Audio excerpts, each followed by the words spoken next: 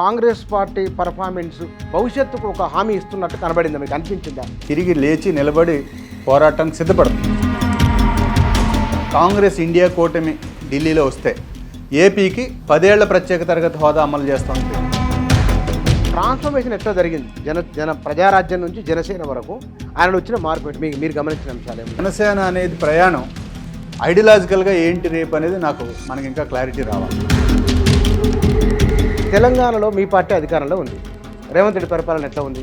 ప్రజా పరిపాలన, ప్రజాస్వామ్య పరిపాలన అనేది కనిపిస్తూ ఉంది.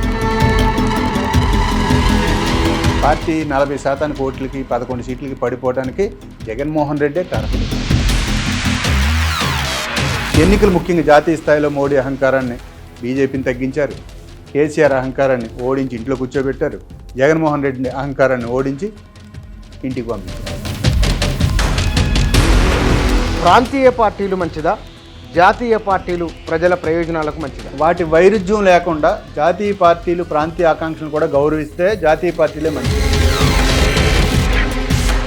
ఇక్కడ రేవంత్ రెడ్డి, అక్కడ చంద్రబాబు నాయుడు, ఈ ఇద్దరు ముఖ్యమంత్రులపైన ఏపీ ప్రజలు చర్చ పెట్టి మనం రాష్ట్రాలుగా విడిపోదాం, అన్నదమ్ములుగా కలిసి ఉందాం అనేది కదా మొదటి నుంచి. ఇప్పుడు అదే ఉండొచ్చు, తప్పేముంది?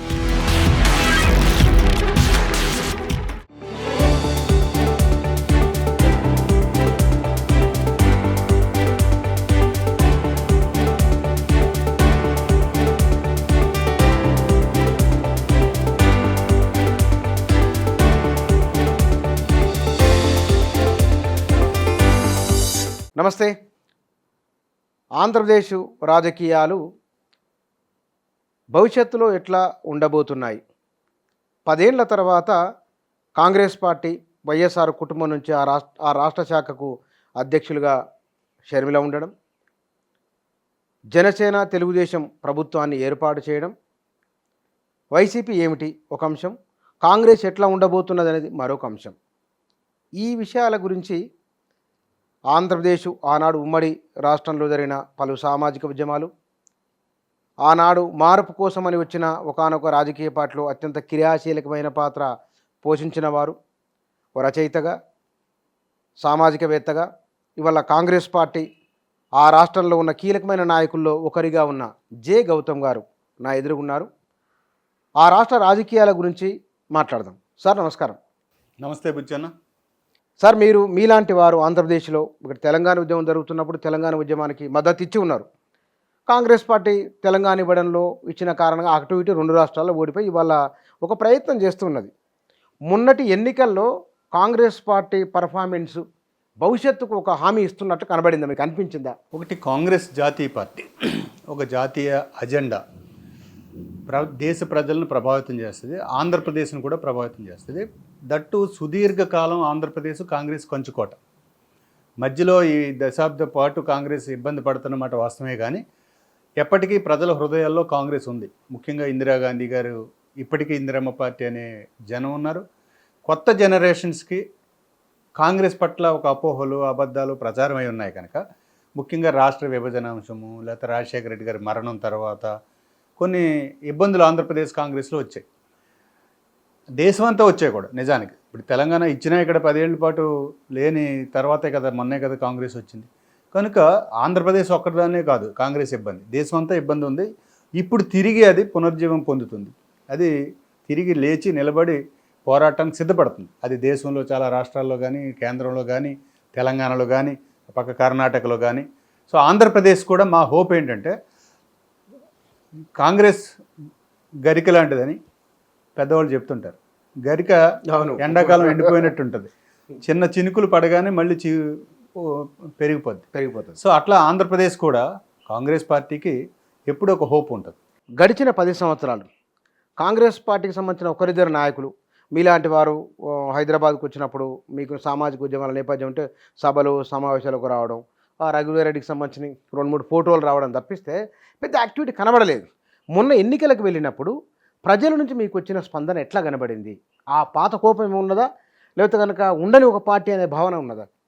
ఒకటి మీకు చిన్న సమాచారం చెప్తాను. 2014 రాష్ట్ర విభజన తర్వాత రఘువీరారెడ్డి గారు పిసిసి ప్రెసిడెంట్ అయ్యారు.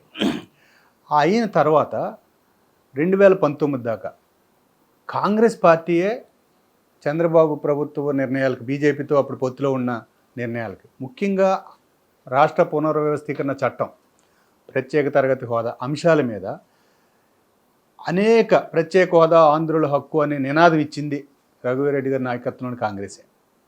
అలాగే 1 కోటి సంతకాలు సేకరణ చేసి అమలు చేయమని పెద్ద రాష్ట్రం అంతా పాదయాత్రలు చేసి ఉద్యమం చేసింది కాంగ్రెసే. మట్టి సత్యాగ్రహాన్ని మా ప్రధానమంత్రి వచ్చి మట్టి ఇచ్చిపోతే అమరావతిలో ఏమీ అనౌన్స్ చేయకుండా పోతే ఆ మట్టిని మళ్ళీ అమరావతిని తీసుకుని వెళ్ళి ఢిల్లీకి అప్పచెప్పి దానికోసం ఒక సత్యాగ్రహ పోరాటం చేసింది కాంగ్రెసే. అవన్నీ 2019 దాకా మేము కాంగ్రెస్ పోరాడటం వల్ల ఆ పోరాటం కాంగ్రెస్ కలిసి రాలేదు, కానీ అనేక కారణాల వల్ల జగన్ కలిసి వచ్చింది. చంద్రబాబుకు వ్యతిరేకంగా కాంగ్రెస్ చేసిన పోరాటం సో కలిసి వచ్చింది.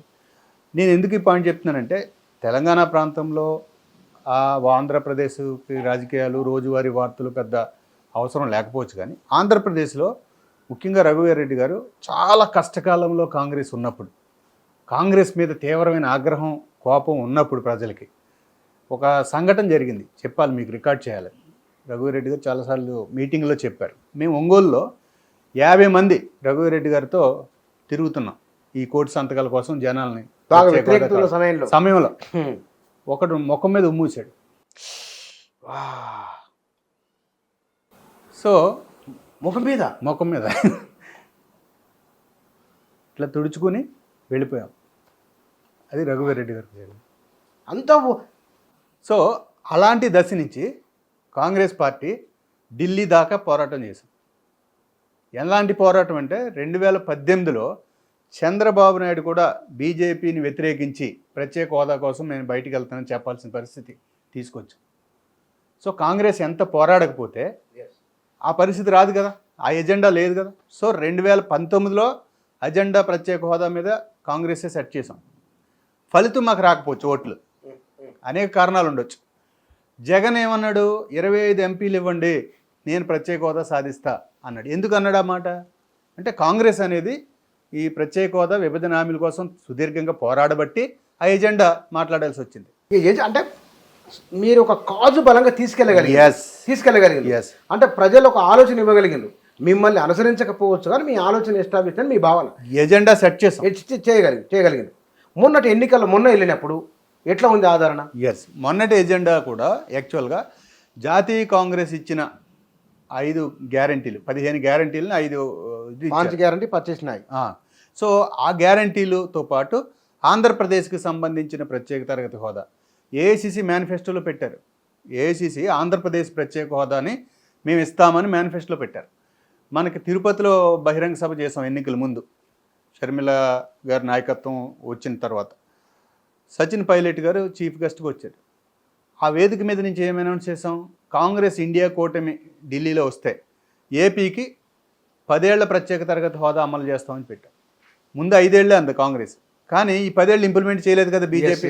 ఆ లోటుని భర్తీ చేయడానికి, దట్టు ఆంధ్రప్రదేశ్ అనేక రకాలుగా చాలా తడబడుతూ ఉంది. ఇప్పుడు చాలా కష్టాల్లో, ఆర్థికంగా ఇబ్బందుల్లో, ఒక ఆర్థిక సంక్షోభంలో కూరుకుపోయింది ఒక రకంగా చెప్పాలంటే. దాని నుంచి బయటపడాలంటే కేంద్రం యొక్క సపోర్ట్ చాలా అవసరం. ఆ కేంద్రంలో జాతీయ పార్టీగా కాంగ్రెస్ ఇండియా కూటమి ఏర్పడింది కనుక 10 ఏళ్ళు ప్రత్యేక తరగతి హోదా అమలు చేస్తామని మేము చెప్పాం. సో మొన్న ఎజెండా కాంగ్రెస్ విషయంలో ఇక్కడ ఆంధ్రప్రదేశ్ ఏమైందంటే, జనసేన, టీడీపీ, బీజేపీ కలిసి ఒక కూటమిగా వెళ్ళారు. వాళ్ళు ప్రత్యేక హోదాను హామీ ఇవ్వాల, అయినా కూటమికి వెళ్ళారు. ఎందుకు వెళ్ళారు? జగన్ అరాచకత్వాలను ఓడించడం ఒక్కటే ఎజెండా అని చెప్పారు. ఓట్లు చీలనివ్వం, జగన్ అరాచకత్వం సరే, దాన్ని ప్రజలు మద్దతు ఇచ్చారు. వాళ్ళు ఇప్పుడు సంపూర్ణమైన హ్యూజ్ మెజారిటీ వచ్చింది. సో కనుక మొన్నటి ఎజెండా జగన్ని ఓడించాలా, జగన్ని గెలిపించుకోవాలనే దాని మీద ప్రధానంగా ఉన్నప్పటికీ, రాష్ట్రం ఒక జగన్ మీద, చంద్రబాబు మీద, వాళ్ళ రాజకీయ ఏమంటారు దాన్ని, కక్షపూరిత అంశాల మీదే ముడిపడి ఉండదు. రాష్ట్రం అనేది సమృద్ధిగా అన్ని వర్గాలు అభివృద్ధి చెందాలి, రాష్ట్రం అభివృద్ధి చెందాలంటే దానికి సంపూర్ణమైన సహకారం కావాలి.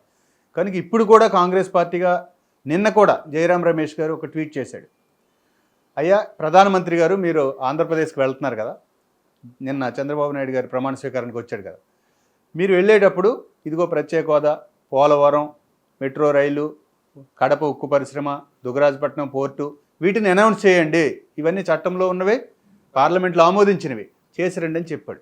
సో ఇప్పటికీ కాంగ్రెస్ పార్టీగా మేము అది కోరుతున్నాం. అంటే మొన్నటి ఎన్నికల్లో బహుజన్ సమాజ్ పార్టీ కంటే కాంగ్రెస్ తక్కువ వచ్చినాయి. అంటే షర్మిల మాట్లాడిన మాటలు పేపర్లో టీవీలో హైలైట్ అయినాయి తప్ప ఓట్లు తీసుకురాలి. It's fact. ఇది ఎందుకంటే కమ్యూనిస్టు పార్టీలకేమో మరీ తక్కువ వచ్చినాయి. మూడో ప్లేసు బీజేపీ ఉన్నది. తెలుగుదేశం, వైఎస్ఆర్సీపీ, జనసేన, బీజేపీ, బీఎస్పీ, ఆ తర్వాత కాంగ్రెస్ ఉంది.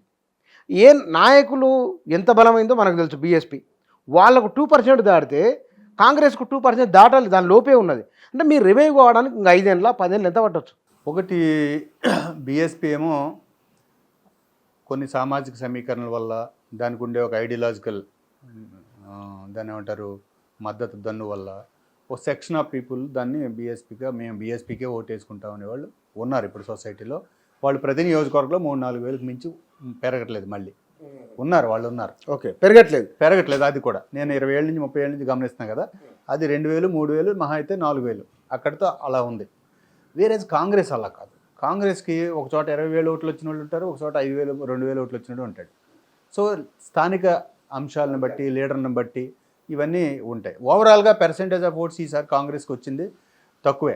ఎందుకు తక్కువ అంటే చెప్తున్నాను కదా, ఒక సైలెంట్ వేవ్ అనేది ప్రభుత్వానికి వ్యతిరేకంగా ఉందని ఎన్నికల ఫలితాల తర్వాత మనకు అర్థమైంది. కనుక ఈ ఫలితాల్లో ఇతర పార్టీలకు పెద్ద ఓట్ షేర్ పెరగటం అనేది జరగదు. ఇలాంటి ప్రభావాలు వచ్చినప్పుడు హ్యూజ్ మెజారిటీలు కదా, ఎవరికైనా 50,000, 60,000, 70,000 మెజారిటీలు, మామూలుగా 5,000, 10,000 ఉంటాయి. సో ఈ ప్రత్యేకంగా అది చూడాలి. బట్ ఆంధ్రాలో మాత్రం రాహుల్ గాంధీ గారి ఇమేజ్ చాలా పెరిగింది అన్ని వర్గాల్లో. నేను కలిసినప్పుడు అన్ని పార్టీల వాళ్ళు కూడా రాహుల్ గాంధీ గారు బాగా పోరాడుతున్నాడు, నిలబడుతున్నాడు, ఆయన చెప్తున్న ఎజెండా కూడా మనకి దేశానికి చాలా అవసరం. సో ఆంధ్రప్రదేశ్లో రాహుల్ గాంధీ గారి యొక్క ఇమేజ్ పెరుగుతూ ఉంది. ఆయన శ్రమను చూస్తూ ఉన్నారు. భారత్ జోడో యాత్ర తర్వాత ఆయన ఏ రాష్ట్రం తిరిగినా ఆంధ్రప్రదేశ్లో కూడా రాహుల్ గాంధీ గారికి చాలా ఫేవర్ ఉంది. అయితే ఓట్ల రూపంలో ఈవేళ రాకపోవచ్చు. ఖచ్చితంగా అది పార్లమెంట్ ఉంది. ఇప్పుడు పార్లమెంట్లో అసెంబ్లీల కన్నా పార్లమెంట్కి ఎక్కువ ఓట్లు వేశారు అభ్యర్థులకి. ఉద్యోగస్తులు ఉన్నారు, సపోజ్ ఎడ్యుకేటెడ్, పోస్టల్ బ్యాలెట్ ఉంది. పోస్టల్ బ్యాలెట్లో 6% ఓటు వచ్చింది కాంగ్రెస్కి. ఓహో, అంటే ఎంప్లాయీస్ టర్న్ అవుతున్నారు. అంటే ఎడ్యుకేటెడ్, ఎస్, జాతీయ స్థాయిలో కాంగ్రెస్ ఉండాలి అనే భావన వచ్చింది. పార్లమెంట్కి 3 అబవ్ వచ్చింది, 3% వచ్చింది. అసెంబ్లీకి మీరన్నా 1.7, 1.5 వచ్చింది. సో ఎడ్యుకేటెడ్ ఎంప్లాయీస్ కాంగ్రెస్ వైపు చూస్తున్నారంటే ఆలోచన పరులు ఖచ్చితంగా కాంగ్రెస్కి చూస్తున్నారు. It will take time, but ఏపీలో తిరిగి రాహుల్ గాంధీ ప్రభంజనం వస్తుంది ఏదో ఒక రోజు. కానీ ఒకటి నేను అంటే మీరు ప్రజారాజ్యంలో ఉన్నారు, బహుశా 500-1000 ఓట్లతో ఓడిపోయినట్టు. 1600 ఓట్లతో ఓడిపోవడం. అంటే 1600 వస్తే గెలిచేవాడు. గెలిచేది 1600 తక్కువ వచ్చిన మీకు గెలుపుకు. ఏమైంది అసలు అప్పుడు? అది చెప్తే నేను కాంగ్రెస్ గురించి ఒక మాట చెప్తాను. సో అప్పుడు ఒరిజినల్గా రాజశేఖర రెడ్డి గారు కాంగ్రెస్ లీడర్గా ఉన్నారు, చంద్రబాబు నాయుడు ఇంకొక అపోనెంటు. మేము థర్డ్ పార్టీగా ప్రజారాజ్యం పోటీ చేసాం. కొద్దిగా నాకు టికెట్ ఆలస్యంగా ఇవ్వటం, తగిన వనరులు సమయానికి సమకూర్చుకోలేకపోవటం, సామాజిక సమీకరణల్లో అపోహలు కొన్ని క్రియేట్ అవ్వటం. సో దానివల్ల 30 సీట్లు దరిదాపుగా 3,000 లోపు చిరంజీవి పార్టీ ఓడిపోవడం జరిగింది ఆ రోజుల్లో. దాంట్లో నాదొకటి. అయితే అధ్యక్ష అనేవారు మీరు అట్లా. అంటే సామాజిక ఉద్యమాల్లో ఒక అనుభవం, ప్రజారాజ్యం కూడా ఉద్యమం లాంటి పార్టీగా వచ్చి అదొక అనుభవం. ఇప్పుడు కాంగ్రెస్ పార్టీ ఇప్పుడు కూడా నాకు పెద్ద తేడా కనిపించట్లేదు. కాంగ్రెస్ కూడా అదొక పెద్ద సామాజిక పోరాట ఉద్యమ పార్టీగానే మళ్ళీ మారింది. అదే ఉన్నది, ఇప్పుడు మారింది మళ్ళీ. ఇప్పుడు రాహుల్ గాంధీ గారు ఏ సభలకు వెళ్ళినా సేవ్ కాన్స్టిట్యూషను, రాజ్యాంగం పట్టుకుని భారత రాజ్యాంగ పరిరక్షణ కోసం కాంగ్రెస్ నిలబడుతుంది ఒక ఎజెండా. అది మొదటి నుంచి నేను మాట్లాడుతున్న అంశమే. సామాజిక న్యాయం, బీసీలకి ఇప్పుడు జనగణన జరగాలి. బీసీలే కాదు, అన్ని కులాల జనగణన జరగాలి. ఆ జనగణన అయితే మనకు ఒక స్కానింగ్ వస్తే ఏ సామాజిక సమూహం, వాళ్ళ ఆర్థిక పరిస్థితి ఏంటి, సామాజిక పరిస్థితి ఏంటి, వాళ్ళకి న్యాయం చేయడానికి ఒక ఎజెండా ఉంటుంది. సోషల్ జస్టిస్లో అది ప్రధానమైన కీలక భాగం. అలాగే ఇప్పుడు రిజర్వేషన్ల అంశం, బలహీన వర్గాలకి ఈ 50% సీలింగ్ అనేది సుప్రీంకోర్టు ఎప్పుడో పెట్టిన దాన్ని అది తొలగించాల్సిన అవసరం పడుతుంది దేశం అంతా. ఎందుకంటే విద్యావంతులు పెరుగుతున్నారు, ఉపాధి అవకాశాలు తక్కువ ఉంటున్నాయి, ఇంకో పక్క ప్రైవేటైజేషన్ అయిపోతూ ఉంది, రిజర్వేషన్ కోల్పోతూ ఉన్నారు. ఈ ఎజెండాను కూడా ఇవాళ కాంగ్రెస్ టేకప్ చేసింది. రెండోది పార్టీలో కూడా ఏఐసిసి ప్లేనరీలో చేసిన తీర్మానాల్లో ఎస్సీ ఎస్టీ బీసీ మైనారిటీలకి నాయకత్వంలో అప్ టు సిడబ్ల్యూసి వరకు గ్రాస్ రూట్ లెవెల్ నుంచి 50% లీడర్షిప్ కనీసంగా ఇవ్వాలనేది ఒక నియమం జరిగింది. అంతకుముందు 20% ఉండేది. సో కాంగ్రెస్ కూడా అదొక బహుజన కాంగ్రెస్గా ఇప్పుడు మారింది. రాహుల్ గాంధీ గారు ఇప్పుడు దానికి లీడరు. సో అందుకని ఇప్పుడు మళ్ళీ మేము సామాజిక ఉద్యమాల్లో ఉన్నట్టే ఉంది కాంగ్రెస్లో పనిచేస్తుంటే. ఈ ప్రశ్న ఎందుకు అడిగినానంటే ఇవాళ ఆంధ్రప్రదేశ్లో జరిగిన ఒకానొక సమీకరణ కమ్మ కాపు నా కులాల మీద నాకు ఆ ఇంట్రెస్ట్ లేదు నేను అనివార్యంగా అడుగుతున్న ప్రశ్న నేను. అక్కడ ఒకప్పుడు 80లో కాపు వర్సెస్ కమ్మ వ్యతిరేకత ఉన్నది. ఇవాళ కాపు కమ్మ కలిసి ప్రభుత్వాన్ని ఏర్పాటు చేయడం ఈ సామాజిక సమీకరణ సక్సెస్ కావడం వెనుక పనిచేసిన అంశాలు ఏమేమి ఉన్నాయి? ఒకటి, ఆంధ్రప్రదేశ్ ప్రధానంగా కుల ప్రభావం ఉన్న ప్రాంతం. అది అన్ని కులాలకు ఉంటుంది కంపారిటివ్లీ తెలంగాణతో పోలిస్తే. సో కొన్ని సామాజిక సమీకరణలు ఎమోషనల్గా కనెక్ట్ అవుతాయి. ఇప్పుడు ఉదాహరణకి ఒక్కొక్క కులానికి ఒక పార్టీ ఉందని ఆ కులం వాళ్ళు భావిస్తుంటారు. ఆ కులం మరొక 2-3 కులాలను లీడ్ చేస్తూ ఉంటుంది ఆ కుల నాయకత్వంలో. సో అలా తెలుగుదేశానికి కొంత సోషల్ ఇంజనీరింగ్ ఉంది, వైసీపీకి ఒక సోషల్ ఇంజనీరింగ్ ఉంది. ఇప్పుడు పవన్ కళ్యాణ్ గారి పార్టీ కొత్తగా 10 ఏళ్ళుగా వచ్చింది. ఇప్పుడు అదొక సామాజిక సమూహం యొక్క మద్దతు, వాళ్ళ సోషల్ ఇంజనీరింగ్ వాళ్ళకు ఉంటుంది. సో ఇది చాలా పూర్వం నుంచి ఉన్నది, ఇప్పుడు కొత్తగా ఏం లేదు. మీరు అడుగుతున్న ప్రశ్న అంటే ఈ కమ్మ కాపు ఇష్యూ ఆంధ్రప్రదేశ్లో ఒక్కొక్క ప్రాంతంలో ఒక్కోలా ఉంటుంది. ఉదాహరణకి కృష్ణా గుంటూరులో కమ్మ కాపుల మధ్య ఒక సంబంధం ఉంటుంది. గోదావరి జిల్లాల్లో ఒకలా ఉంటుంది. అక్కడ కమ్మ వాళ్ళ డామినేషన్ తక్కువ, ఏది ఈస్ట్ వెస్ట్ పాత ఉమ్మడి జిల్లాల్లో. సో అక్కడ కాపులు పూర్వం చాలా తెలుగుదేశం చాలామంది ఉండేవారు. ఇక్కడ మళ్ళీ కాంగ్రెస్లో ఉండేవారు అప్పుడు, ఏది విజయ కృష్ణా గుంటూరులో. సో మారుతూ వస్తాయి. కొన్ని సామాజిక సమూహాలు కూడా ఎల్లకాలం ఒకే పార్టీకి స్టిక్ అయి ఉండవు. ప్రతి 5 ఏళ్ళకోసారి వాళ్ళ అవసరాల రీత్యా ఈ పార్టీకి. నిజానికి కాపులు కూడా ఒకే పార్టీతో ఉన్నారని అనటానికి ఏం లేదు. కాంగ్రెస్తో ఉండేవారు, పోవడం టీడీపీతో ఉండేవారు. చిరంజీవి గారు పార్టీ పెట్టాక అక్కడ కూడా మెజారిటీ వచ్చారు. సో అందుకని ఒక్కొక్క సమూహం కూడా 3 గ్రూపులుగా మారిపోతూ ఉంటుంది. ఇప్పుడు అన్ని కులం ఒకే బ్లాక్గా ఉండటం అనేది రేర్, తక్కువ పర్సెంటేజ్ తేడా ఉంటుంది అంతే. సో ఇప్పుడు మొన్న టీడీపీలోనూ కాపు సామాజిక వర్గం ఉంది, వాళ్ళు కూడా చాలామంది ఓట్లు వేస్తున్నారు, ఎమ్మెల్యేలు గెలుస్తున్నారు. ఇప్పుడు పవన్ కళ్యాణ్ గారితో యూత్ అంతా కూడా ఫాలో అవుతూ ఉంది, ఫ్యాన్స్ ఫాలో అవుతున్నారు, అన్ని కులాల వాళ్ళు ఫాలో అవుతున్నారు, ముఖ్యంగా సామాజిక వర్గం అవుతుంది. ఈవెన్ మొన్నటిదాకా వైసీపీ అధికారులు ఉన్నప్పుడు కాపుల నుంచి చాలామంది మంత్రులు నాయకులంతా చాలా పెద్ద ఎత్తున ఉన్నారు, అంటే పాత కాంగ్రెస్ నుంచి వచ్చిన వాళ్ళు. సో అందుకని ఎగ్జాక్ట్గా కాపు కమ్మ కాంబినేషన్ అనేది బహుశా ఈ ఎన్నికల్లో పోలరైజేషన్ అనేది కొంత స్టడీ చేయాలి, ఎంత మేరకు ఓట్ షేర్ ఎలా వచ్చింది అనేది. బట్ పోలరైజేషన్ అయితే జరిగిన మాట వాస్తవం. ఇక్కడ పవన్ కళ్యాణ్తో మీకు దగ్గర సంబంధం ఉన్నది, సన్నిహిత సంబంధం ఉంది, మీరు కలిసి పనిచేశారు కదా. నిజంగానే పవన్ కళ్యాణ్ ఆంధ్రప్రదేశ్ రాజకీయాలను టర్న్ చేయడంలో మొత్తం ఆయన కాదు, ఆయన అద్భుతమైన పాత్ర పోషించను. ట్రాన్స్ఫర్మేషన్ ఎట్లా జరిగింది ప్రజారాజ్యం నుంచి జనసేన వరకు ఆయనలో వచ్చిన మార్పు ఏంటి, మీరు గమనించిన అంశాలు ఏమున్నాయి? సో అది ఒక పెద్ద స్టోరీ నిజానికి. ఎందుకంటే ప్రజారాజ్యంలో వైఫల్యాలకి చాలా కారణాలు ఉన్నాయి. ఒక సమీక్ష చేసుకున్నప్పుడు దాన్ని అధిగమించి మళ్ళీ కొత్త ఫామ్లో పనిచేయాలి. ముఖ్యంగా ఆంధ్ర రాష్ట్రం విభజన జరిగినప్పుడు జనసేన వెలుగులోకి వచ్చింది, ఒక ఎమోషనల్గా అన్యాయం జరిగింది అనే దాంతో ఆంధ్రప్రదేశ్కి. కానీ నా అబ్జర్వేషన్ ఏంటంటే, మరి ఆ రోజు బీజేపీ కూడా రాష్ట్ర విభజనకు అనుకూలంగా ఇచ్చింది కేంద్రంలో. ఇక్కడ పార్టీ తీర్మానం చేయటమే కాదు, 1 ఓటు 2 రాష్ట్రాలు అనేది మొదట బీజేపీ కదా. కాకినాడ తీర్మానం 97లో. పార్లమెంట్లో కూడా బీజేపీ సపోర్ట్ లేకుండా రాష్ట్ర విభజన జరగలేదు, అవునా? కానీ పవన్ కళ్యాణ్ గారు టీడీపీ వాళ్ళు అప్పుడు బీజేపీతోటే పొత్తుకెళ్ళారు. అంటే రాజకీయ నిర్ణయాలు వేరు, భావోద్వేగాలు వేరుగా ఉన్నాయి. సో అప్పుడు పవర్లోకి వచ్చారు. 4 ఏళ్ళు బీజేపీతోటే ఉన్నారు. మరి అప్పుడు ఏమన్నారు, వెంకయ్య నాయుడు బీజేపీ లీడర్గా ఉండి వెంకయ్య నాయుడు గారు అరగబట్టి కాంగ్రెస్ ప్రత్యేక హోదా ఇచ్చిందన్నారు. మరి ఆ బీజేపీతో పోనీ దాన్ని అమలు చేయించారా? చేయలేదు. సో నేను జనసేన పెట్టి నడపటంలో సరే ఆయనకు ఒక ఎమోషన్ ఉంది, పబ్లిక్ పాలిటిక్స్లోకి రావాలి, సర్వీస్ చేయాలి, మంచి ఉద్దేశాలు ఉంటాయి.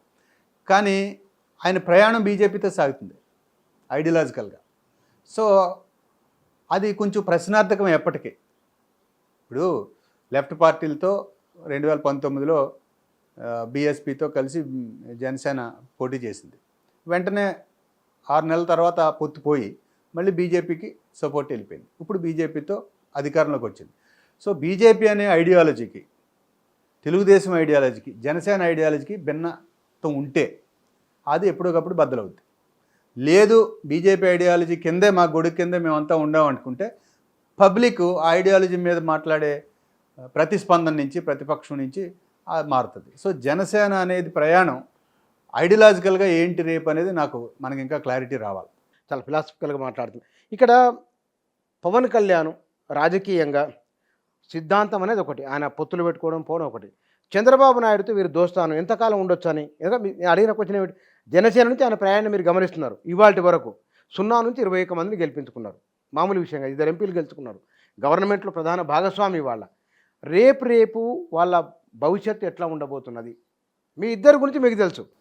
ఇప్పుడు జనసేన అనేది ఒక స్టార్ హీరో నుంచి, ఒక సామాజిక బలం ఉన్న ఒక వ్యక్తి నుంచి ఒక రూపాంతరం చెందుతూ వస్తుంది. సో 10 ఏళ్ల పాటు వాళ్ళకి పెద్ద ఫలితాలు రాలేదు. 2014 నుంచి 24 దాకా 9 ఏళ్ళు, ముఖ్యంగా 10 ఏళ్ల పాటు చాలా స్ట్రగుల్ అయ్యి ఆర్గనైజేషన్ కాపాడుకుంటూ వచ్చారు.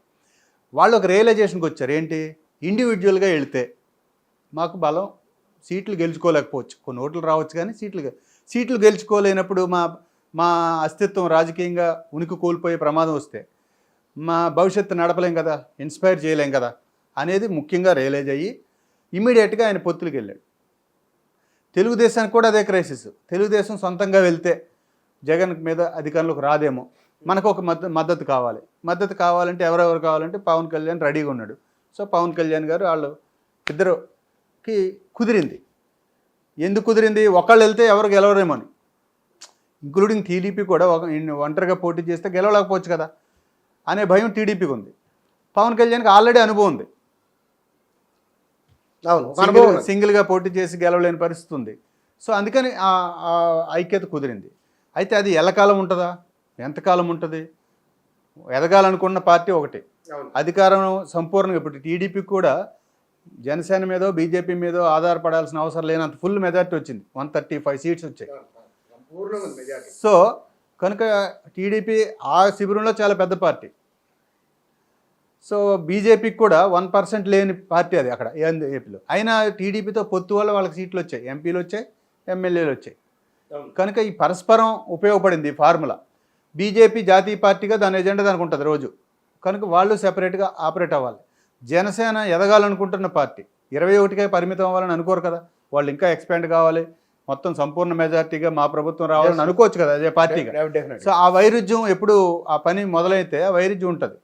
సో లేదు మేము ఇంత చాలు, ఇక్కడితో మాకు చంద్రబాబు నాయకత్వాన్ని ఆమోదించుకుని ఈ 5 ఏళ్ళు కలిసి ఉందాం అనుకుంటే అలాగే ఉండొచ్చు దాని పరిస్థితులు.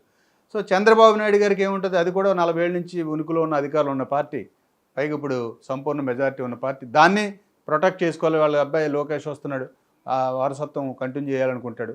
ఈ వైరుధ్యాలు ఎంతకాలం ఉంటాయనే మీ ప్రశ్నకి వాళ్ళ యొక్క నిర్ణయాలను బట్టి ఒకటి, 2 ప్రజల్లో రేపు ప్రజలు ఏమి ఎక్స్పెక్ట్ చేసి ఇప్పుడు దీనికి అధికారం ఇచ్చారో రేపు అవి నెరవేర్చలేదనుకోండి, చంద్రబాబు నాయుడు గారు ఇచ్చిన సూపర్ 6 హామీలు కానీ పెద్ద మేనిఫెస్టో కానీ అవన్నీ 6 నెలల తర్వాత ప్రజలు ప్రతి చేతితో పట్టుకుంటారు.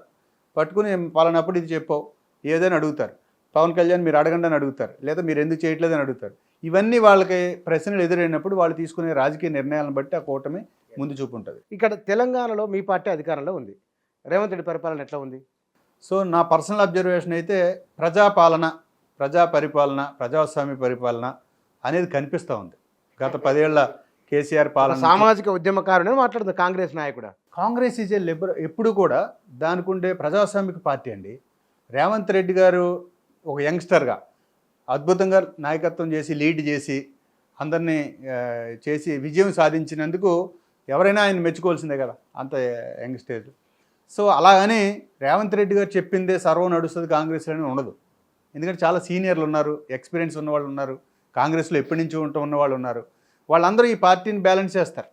కనుక కాంగ్రెస్ పార్టీయే తెలంగాణ లాంటి ప్రజాస్వామిక తెలంగాణ లాంటి ప్రాంతానికి కాంగ్రెసే సూటబుల్. అంటే ఇక్కడ రేవంత్ రెడ్డి పరిపాలన బాగుంది, ప్రజాపాలన ఉందని మీరు ఫీల్ అవుతున్నారు. ఇక్కడ 6 గ్యారంటీల అమలు స్కీములు ఆ యాంగిల్లో చూసినప్పుడు ప్రయత్నం ఏమైనా ఉందని అనిపిస్తున్నా మీకు? ఉంది కదా. రేపు ఆగస్టు నుంచి రైతు భరోసా, ఆ, రైతు రుణమాఫీ, ముఖ్యంగా రుణమాఫీ కానీ, సరే బస్సులు కానీ, లేకపోతే ఇవన్నీ ముఖ్యంగా వాళ్ళు ఏదైతే ఎజెండా పెట్టారో ఆ ఎజెండా, ఆ గ్యారంటీలన్నీ నెరవేర్చడానికి ప్రయత్నం చేస్తారు కూడా. ఇక్కడ రేవంత్ రెడ్డి చేయగలిగినప్పుడు మీరు ఆంధ్రప్రదేశ్లో ఇచ్చిన 5 గ్యారంటీలు నేను చెప్తాను. ఇక్కడ రమారమి 75,000 కోట్లు ఇక్కడ అంటున్నారు. అక్కడ ఇప్పటికే ఉన్న స్కీములు ఉన్నాయి, వీరిచ్చిన పెన్షన్లు కలుపుకొని ఇవి ఉన్నాయి, వారు కూడా చేయవచ్చునేమో కదా ఇక్కడ. మీకు బుచ్చన్న గారు, ఆంధ్రప్రదేశ్ ఆర్థిక పరిస్థితి వేరు, తెలంగాణ ఆర్థిక పరిస్థితి వేరు. హైదరాబాద్ లాంటి ఎవరైనా అప్పే సార్, ఆంధ్ర తెలంగాణ కూడా అప్పే చేయాల్సి వస్తున్నది. లేదు, అప్పు విషయం నేను చెప్తున్నా. తెలంగాణలో హైదరాబాద్ మహానగరం నుంచి వచ్చే ఆదాయ వనరు ఎప్పుడు కూడా ఒక బంగారు బాతులాగా తెలంగాణ ప్రాంతానికి ఉంది. వేరేది ఆంధ్రప్రదేశ్కి ఏమైందంటే రెవెన్యూ డెఫిసిట్ దగ్గర నుంచి మొదలయ్యి దాన్ని ఈ 10 ఏళ్లలో సెట్ చేసుకుని ఉండుంటే, ఈ పాలక రూలింగ్ వచ్చిన వాళ్ళు మొదట 5 ఏళ్లలో చంద్రబాబు నాయుడు గారికి గొప్ప అవకాశం ఇచ్చారు. ఆయన హైప్ ఎక్కువ క్రియేట్ చేశాడు. అప్పుడు కూడా జరిగిన పొరపాటు ఏంటంటే, వాస్తవం ఒకటైతే హైప్ ఒకటి. చంద్రబాబు నాయుడు గారికి ఉండే బలహీనత నేను ఎప్పుడు చెప్తుంటా, ఆయన 10 పైసలు పనిచేసి 100 రూపాయల ప్రచారం చేయాలని చూస్తాడు. ఆ ప్రచారం వల్ల వాస్తవానికి ప్రచారానికి పోలిక లేనప్పుడు ప్రజలు దాని మీద విరక్తి చెందారు. సో అలాంటి హైప్ ఒకటి అమరావతిలో గతంలో క్రియేట్ చేశాడు. ఓకే, ఒక రాజధాని కావాలి, దాన్ని నిర్మించాలి, మన శక్తి మేరకు నిర్మించాలి, దానివల్ల ఆదాయాన్ని క్రియేట్ చేయాలి, రాష్ట్రానికి ఆదాయాలు పెంచాలి, ఎవరికి దాని మీద అభ్యంతరం లేదు. ఆయన చెప్తున్న దాని ఏమంటారు, అదొక ఆదాయ వనరులను సృష్టించే రాజధానిగా ఎదగాలనేది ఎవరికి అభ్యంతరం లేదు. కానీ అసలు రాజధాని నిర్మాణం కాకుండానే నువ్వు స్లైడ్స్ వేసి మొత్తం వీడియోలు వేసి ప్రపంచం అంతా దాన్ని పంపించి అమరావతి నిర్మాణం అయిపోయినట్టు, అక్కడ ఒక భూతుల స్వర్గం ఉన్నట్టు ప్రపంచానికి చూపిస్తే వచ్చినోడు చూసినోడు అది లేదు కదా. సో అది పక్కన పెడితే ఇప్పుడు ఆంధ్రప్రదేశ్ యొక్క ఆర్థిక పరిస్థితి ఏమైందంటే, జగన్మోహన్ రెడ్డి గారు ఆర్థిక నిపుణులు చెప్తున్న ప్రకారం 7,50,000 కోట్లు అప్పు చేశాడు తన 5 ఏళ్ల పీరియడ్లో. అంతకుముందు చంద్రబాబు నాయుడు 2,00,000 కోట్లు అప్పు చేశాడు. పూర్వం నుంచి వచ్చిన అప్పు 1,00,000 కోట్లు ఉంది. అంటే 10,50,000 కోట్లు ఆంధ్రప్రదేశ్కి అప్పు ఉంది. నెల వడ్డీలు కట్టడానికి ఆదాయం లేని పరిస్థితి ఉంది, జీతాలు ఇవ్వలేని పరిస్థితి ఉంది. కనుక ఒక రాష్ట్రాన్ని రాజధాని నిర్మించాలన్నా, ఒక డెవలప్మెంటల్ యాక్టివిటీ చేయాలన్నా ఆర్థిక వనరులు చాలా కీలకం. ఇప్పుడు ఆ క్రైసిస్, ఆర్థిక సంక్షోభం నుంచి స్టేబుల్ గవర్నమెంట్ ఉంది కనుక ఇండస్ట్రీస్ని అట్రాక్ట్ చేయటం కానీ, ఒక విజన్తో పనిచేయటం కానీ, సో న్యూ అసెట్స్ క్రియేట్ చేయటం కానీ, ఇవన్నీ చేస్తే తప్ప ఈ వెల్ఫేర్ స్కీమ్స్ ఇంప్లిమెంట్ చేయలేరు. డబ్బులు లేకుండా వెల్ఫేర్ స్కీమ్స్ ఎలా ఇంప్లిమెంట్ చేస్తారు? జగన్మోహన్ రెడ్డే నెల బటన్ నొక్కడానికి అప్పులు చేసే పరిస్థితిలో ఉంటే ఈ 5 ఏళ్ళు ఎలా చేయాలి? సూపర్ 6 ఇచ్చిన హామీలు జగన్మోహన్ రెడ్డి హామీల కన్నా రెట్టింపు ఆర్థిక వ్యయంతో కూడుకున్నాయి. రేపు చంద్రబాబు నాయుడు ఇంప్లిమెంట్ చేయాలంటే అంత ఆర్థిక వనరులు కావాలి కదా. కనుక ప్రజలు ఏమడుగుతారు? నువ్వు ఆర్థిక వనరులు అంచనా వేయకుండా ఇన్ని హామీలు ఇచ్చావు కదా, చేయి అంటాడు. చేయి అంటే మళ్ళీ ఈయన అప్పులకు పరిగెట్టాలి. అప్పులకు పరిగెడితే మేమేమంటాం? మరి నువ్వు జగన్మోహన్ రెడ్డి అప్పులు చేశాడు, నేను ఆర్థిక పరిస్థితిని చక్కదిద్దుతానని వచ్చావు కదా, మరి నువ్వెందుకు అప్పులు పరిగెడుతున్నావు? మళ్ళీ అప్పులు నెత్తు ప్రజల మీద రద్దుతావు కదా. సో ఈ క్రైసిస్ రాజకీయ పార్టీలను కూడా చాలా ఇబ్బంది పెడుతుంది. కనుక ఆంధ్రప్రదేశ్ యొక్క భవిష్యత్తు చంద్రబాబు నాయుడు గారు ఇచ్చిన హామీలు ప్రతి ఒక్కరికి నెరవేర్చడం అంత ఈజీ కాదు. కానీ జగన్మోహన్ రెడ్డి కనుక ఆ 3 రాజధానులు కాకుండా ఆయన అదే అమరావతిని అట్లే కంటిన్యూ చేసి ఉంటే కొంత విజిబుల్ డెవలప్మెంట్ కనబెట్టే కనుక జగన్మోహన్ రెడ్డి గారు చాలా తప్పు చేశాడు. ఎన్నికల ముందు ఎన్నికల ప్రచారంలో అమరావతి రాజధాని అని చెప్పాడు. అసెంబ్లీలో మేము అమరావతి రాజధానిని బలపరుస్తున్నామని చెప్పాడు. గెలిచిన తర్వాత నీ రాజకీయ కక్ష కోసం ఒక రాజధానిని డిస్టర్బ్ చేయటం అనేది ఉందో అది చాలా తప్పు. ఒక పరిపాలకుడిగా అధికారం వచ్చిన తర్వాత చేయాల్సిన పని కాదు అది. ఎందుకంటే పబ్లిక్ మనీ 10,000 కోట్లు అక్కడ ఖర్చు అయ్యింది అప్పటికే. నువ్వు దాన్ని డిస్టర్బ్ చేయటం అని అంటే దానికి ఏదో ఏం చేసావు, దాన్ని డిస్టర్బ్ చేయడం అనే పేరు మీద మళ్ళీ 3 రాజధానులని, అదొక శాసన రాజధాని అని, న్యాయ రాజధాని కర్నూలు అని, ఏదో రాజధాని ఎగ్జిక్యూటివ్ రాజధాని విశాఖపట్నం అని, పోనీ దాన్నైనా 5 ఏళ్ళు ఎస్టాబ్లిష్ చేసావా? కోర్టుకి వెళ్ళింది. ఎందుకంటే ఇక్కడ అమరావతికి ప్రాంతంలో భూములు ఇచ్చిన రైతులు, ఆ సిఆర్డీఏ ప్రాంతంలో రైతులు, రాజధాని అంశం కోర్టులకు వెళ్ళాయి. 5 ఏళ్ళు గడిచిపోయింది, నువ్వు 3 రాజధాని లేదు, ఉన్న రాజధాని లేదు. సో ఏ పరిస్థితి అంటే ఆంధ్రప్రదేశ్ రాజధాని ఏంటంటే చెప్పలేని పరిస్థితి తీసుకొచ్చావు. దానికి ఎవరు ప్రధానమైన బాధ్యుడు? జగన్మోహన్ రెడ్డి. ఇంకోటి చెప్తున్నాను బుచ్చయ్య గారు, జగన్మోహన్ రెడ్డి గారికి ప్రజలు 151 సీట్లు ఇచ్చి ఆదరించారు. చాలా చిన్న వయసులో ముఖ్యమంత్రి అయ్యాడు. ఆయన ముఖ్యమంత్రి అయింది ఆయన సొంత ధైర్యంతో, వీరోచితమైన పోరాటంతో అని అనుకుంటూ ఉంటారు. ఆయన ఫ్యాన్స్. ఓకే, అది ఒక్కటే కాదు, రాజశేఖర రెడ్డి గారి మీద ఉండే అభిమానం, సానుభూతి సానుభూతి ఉన్నది. అంతే కదా. రెండోది, చంద్రబాబు నాయుడు గారు చేసిన నిర్ణయాలను వ్యతిరేకించేవాళ్ళు. సో ఈయనకు ఒక అవకాశం ఇద్దాం యంగ్స్టర్ అని ఇచ్చారు. నువ్వు గెలిచిన తర్వాత ఏం చేసావు? కక్షపూర్తి రాజకీయాలు మొదలెట్టావు. నువ్వు చంద్రబాబు నాయుడిని ఎలా జైలు పంపిద్దాం, అమరావతి రాజధానిని ఎలా డిస్టర్బ్ చేద్దాం, అక్కడ పెట్టుబడి పెట్టిన వ్యాపారస్తుల్ని ఎలా డిస్టర్బ్ చేద్దాం, ప్రజావేదికను ఎలా కొలుద్దాం, ఇలా పాలన చేస్తే పబ్లిక్ దాన్ని రిసీవ్ చేసుకోరు. పబ్లిక్ నీకు ఒక పెద్దరికంగా నువ్వు ఉండాలి. రాష్ట్రానికి స్టేట్కి పెద్ద కదా ఒక ముఖ్యమంత్రి అంటే. సో ప్రజలు మధ్యతరగతి కానీ చదువుకున్న వాళ్ళు కానీ ఒక ముఖ్యమంత్రి అంటే అందరికీ ముఖ్యమంత్రి. ఇష్టం ఉన్నా లేకుండా ముఖ్యమంత్రి. నువ్వు తెలుగుదేశం ఓటర్కే ముఖ్యమంత్రివే, కాంగ్రెస్ ఓటర్కే ముఖ్యమంత్రి. నువ్వు రాజకీయ కక్షలతో వెళ్ళేమైంది? ఈవేళ జగన్మోహన్ రెడ్డి పార్టీ 40% ఓట్లకి 11 సీట్లకి పడిపోవడానికి జగన్మోహన్ రెడ్డే కారకుడు. అతని యొక్క యాటిట్యూడ్, అహంకారం. అతని పార్టీలో ఉన్న వాళ్ళు అతనికంటే చాలా సీనియర్లు అండి రాజకీయాల్లో. చాలా పెద్ద పెద్ద పండిన వాళ్ళు ఉన్నారు కాంగ్రెస్ పార్టీలో. వాళ్ళు రాజశేఖర రెడ్డి కొడుకు, రాజశేఖర రెడ్డి సెంటిమెంటు ప్రజలు ఇతనితో ఉన్నారని వాళ్ళందరూ అక్కడికి వెళ్ళారు. ధర్మాన ప్రసాదరావు, బొత్స సత్యనారాయణ, మహామహులు అంతా అక్కడ ఉన్నారు. వాళ్ళందరినీ నువ్వు నిలబెట్టి మాట్లాడతావు, వాళ్ళందరినీ నువ్వు అపాయింట్మెంట్ ఇవ్వవు. వాళ్ళందరూ ఓపెన్గా బయట చెప్తున్నారు. ఇప్పుడు ఇంకా బయట పడట్లేదు వాళ్ళు. ఎమ్మెల్యేలకు అపాయింట్మెంట్ లేదు, మంత్రులకు అపాయింట్మెంట్ లేదు, ఉద్యోగస్తులు ఆందోళన చేస్తే వాళ్ళకి పిలిచి మాట్లాడవు, అంగన్వాడీలు 50 రోజులు దీక్షలు చేస్తే పిలిచి మాట్లాడవు. నువ్వు ఎవరితో మాట్లాడుతున్నట్టు? అంటే నువ్వు ఐపాక్ కంపెనీ ఒకటి పెట్టుకుని వాళ్ళు కొన్ని 100 కోట్లు ఇచ్చి వాళ్ళ మీద ఆధారపడి నువ్వు పాలన చేసావు. ఇప్పుడు ఏమైంది? సో జగన్మోహన్ రెడ్డి మెయిన్ కారణం వైసీపీ ఓడిపోవటానికి. ఇంకా ప్రత్యర్థులు వాళ్ళ కూటమి కట్టడం, బలపడటం నేచురల్ కదా. నేను కూటమి లేదు, ఒక్కడనే వస్తా, సిద్ధమా మీరంటే సిద్ధమే అన్నారు ప్రజలు. సో దాట్ ఎప్పుడు కూడా అహంకారం. ఈ ఎన్నికలు ముఖ్యంగా జాతీయ స్థాయిలో మోడీ అహంకారాన్ని, బీజేపీని తగ్గించారు. కేసీఆర్ అహంకారాన్ని ఓడించి ఇంట్లో కూర్చోబెట్టారు. జగన్మోహన్ రెడ్డిని అహంకారాన్ని ఓడించి ఇంటికి పంపించారు. సో ఈ జనరల్గా ఈవేళ జరిగిన ఈ ఎన్నికలు అయితే ప్రజల అహంకారాన్ని ఓడించారు. అంటే వాళ్లకు ప్రజలకు అనుకూలంగా లేనప్పుడు ఓటమి చవి చూడవలసింది చూసారు. కేతిరెడ్డి ఎందుకు ఓడిపోయినాడు ధర్మవరంలో? 24 గంటలు బొంగరం నడి తిరిగింది ఆయన. అన్న ఒకసారి ఎలా ఉంటుందంటే, ఇది వర్షం వచ్చిందనుకో, నీ ఇంటి మీద పడకుండా పక్క ఇంటి మీద ఏం పడదు. వర్షం వస్తే అందరి ఇళ్ళ మీద పడుతుంది, తుఫాన్ వస్తే అందరికీ గాలి వస్తుంది. సో కేతిరెడ్డి అయినంతే, జగన్మోహన్ రెడ్డి అయినంతే, ఇంకొకళ్ళు అయినంతే. So that it's a silent wave. అంటే వ్యతిరేకత ఒక కుంభవృష్టి లాగా వచ్చిందా, వర్షం లాగా వచ్చిందా తెలియకుండా. అది అసలు ప్రజలు ఈసారి అయితే ఆంధ్రప్రదేశ్లో వాళ్ళ మనసులో ఏముందో పట్టుకోవటానికి కూడా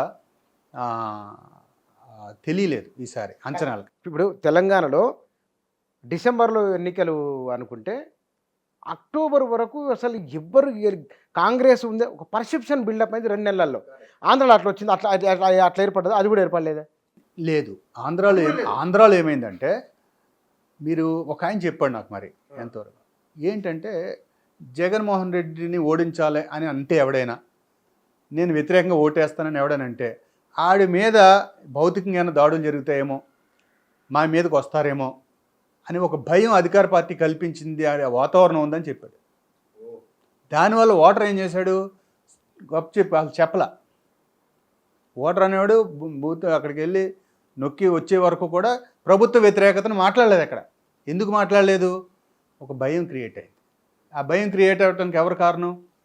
ఒక ముఖ్యమంత్రి తన మంత్రులు మేసం మెలేసి తొడగొట్టి సన్నాసోడా వాడు వీడని బూతులు తిడుతుంటే కంట్రోల్ చేయొద్దండి మంత్రుల్ని.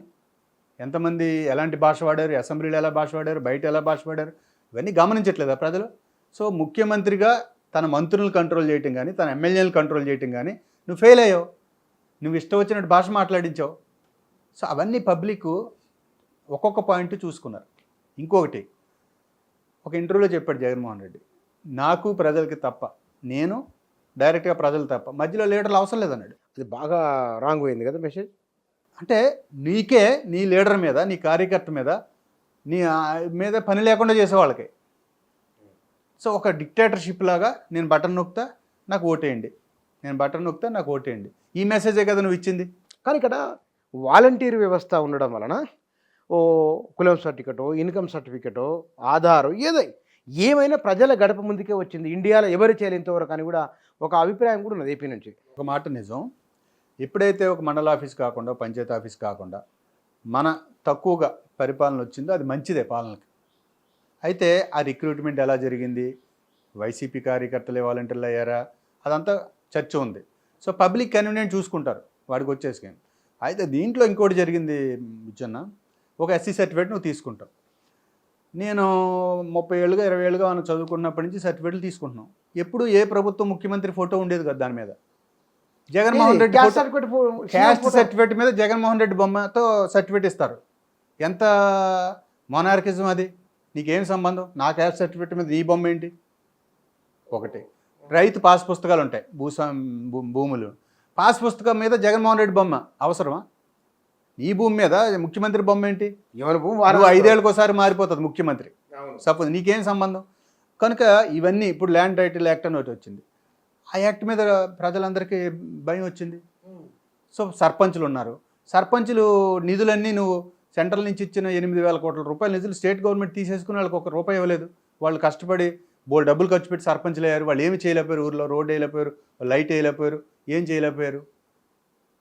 సో సర్పంచులు వ్యతిరేకం నీకు, ఉద్యోగస్తులు వాళ్ళ జీతాలు కట్ చేయటం, పెన్షన్లు రావాల్సినవి కట్ చేయటం, రిటైర్మెంట్ బెనిఫిట్స్లో నీకు తక్కువ వచ్చేలా చేయటం, ఎంప్లాయీస్ అంతా గోల తెలిసిపోతుంది కదా ఎవరెవరు. ఇప్పుడు ఎడ్యుకేటెడ్ సర్పంచులు ఆందోళన చేశారు, ఉద్యోగస్తులు ఆందోళన చేశారు, అంగన్వాడీలు ఆందోళన చేశారు, ఇవన్నీ కనిపిస్తున్నాయి.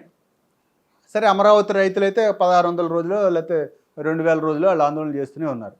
సో నీకు పబ్లిక్ గవర్నమెంట్ ఎప్పుడు కూడా ప్రజలు ఎన్నుకున్న ప్రభుత్వం ప్రజలతో మాట్లాడాలి, ప్రజల యొక్క కన్సెన్సస్ తీసుకునే పాలన చేయాలి. డిక్టేటర్షిప్ కుదరదు అని చెప్పడానికి పోతా. జగన్మోహన్ రెడ్డి వాళ్ళకి అర్థం కావట్లేదు, మాకు ఎక్కడ పొరపాటు జరిగిందో ఏం చేయాలో తెలియట్లేదంటే వాళ్ళు ఏం చేస్తున్నారంటే రివ్యూల్లో నేను చూస్తున్నా, జగన్మోహన్ రెడ్డి మీద తప్పు లేదు అని చెప్పడం కోసం రివ్యూలు చేస్తున్నారు. జగన్మోహన్ రెడ్డే ప్రధాన కారణం అనుకో, ఆ ప్రధానమైన కారణం అని తప్పించడం కోసం రివ్యూ చేశారనుకో, వాళ్ళకి సమీక్షలో వాస్తవాలు ఎలాగొస్తాయి? అలాగని జగన్మోహన్ రెడ్డి కన్ఫెస్ అవుతున్నాడా? పోనీ అవును నేను మిమ్మల్ని కలవలేకపోయాను, పబ్లిక్ని కలవలేకపోయాను, ఎంప్లాయీస్ని కానీ లేకపోతే రైతులను కానీ అంగన్వాడీలను కానీ వీళ్ళు ఎవరిని కలిసి మాట్లాడకపోయాను, తప్పు నాదేంది అని అతను చెప్పలేదు కదా ఇంతవరకు. కానీ ఈవీఎంల ఏదో ఎఫెక్ట్ ఉంది అని అంటున్నారు. ఇంకా అది వేరే చర్చ. ఈవీఎంల మీద అంశం చాలా కాలం నుంచి అనుమానాలు ఉన్నాయి. బ్యాలెటే మేలు నిజానికి, ఈవీఎంల అంశం మ్యానిపులేట్ చేయడానికి ఆస్కారం ఉందనేది అదే సైంటిఫిక్గా ప్రూవ్ అవుతూ వస్తుంది చెప్తున్నారు. కనుక ఈవీఎంల ఇష్యూ దేశమంతా సమస్య ఉంది, కానీ ఒక ఆంధ్రప్రదేశ్లో మాత్రమే లేదు. అది అంతటా ఉంది కదా. సరిగ్గా 2004 ఎన్నికలు ఉమ్మడి రాష్ట్రంలో వైఎస్ రాజశేఖర్ ముఖ్యమంత్రి అయ్యాడు. ఈవీఎంలు వచ్చింది చంద్రబాబు నాయుడు అయ్యాన్లో. ఎలక్షన్లో ఓడిపోయిన తర్వాత ఈవీఎంలు ఏమైనా చంద్రబాబు కూడా అన్నాడు ఆ రోజు. బట్ మీకు గుర్తుందో లేదో, జగన్ పార్టీ వాళ్ళు కూడా వాళ్ళ పేపర్లో కూడా ఈవీఎంలు ట్యాంపరింగ్ జరిగి ఉంటుంది అనే అనుమానాన్ని నెడుతున్నారు. ఓకే, ఈవీఎం ట్యాంపరింగ్ అనేది దేశమంతా చర్చ జరగాల్సిన విషయం. దానికన్నా ముందు అసలు మన పని విధానంలో ఏమి లేదు, నేను డబ్బులు ఇచ్చాను, అందరికీ డబ్బులు బటన్ నొక్కాను, అందరికీ డబ్బులు వెళ్ళాయి, పాపం మళ్ళీ ఎందుకు ఓట్లు వెళ్ళలేదు అని ప్రజలను తప్పుపట్టే పరిస్థితిలో ఉంటే రాజకీయ పార్టీ. సో నేను అనుకుంటున్నాను జగన్మోహన్ రెడ్డి యొక్క నియంతృత్వ పోకడలు, అహంకార ధోరణి ఖచ్చితంగా వైసీపీని దెబ్బతీసే ఎన్నికల్లో. ప్రజలు కాదు, ప్రజలు దానికి రివోల్ట్ అయ్యారు. మీ యాటిట్యూడ్కి ప్రజలు తీర్పు ఇచ్చారు అంతే. సో జగన్మోహన్ రెడ్డి గారి ప్రభుత్వం వైఫల్యంలో అందరికీ బలహీన వర్గాలకి ఎక్కువ పదవులు ఇచ్చేసాము అని అంటారు, కానీ వాళ్ళు ఎవ్వరికి అధికారాలు లేవు.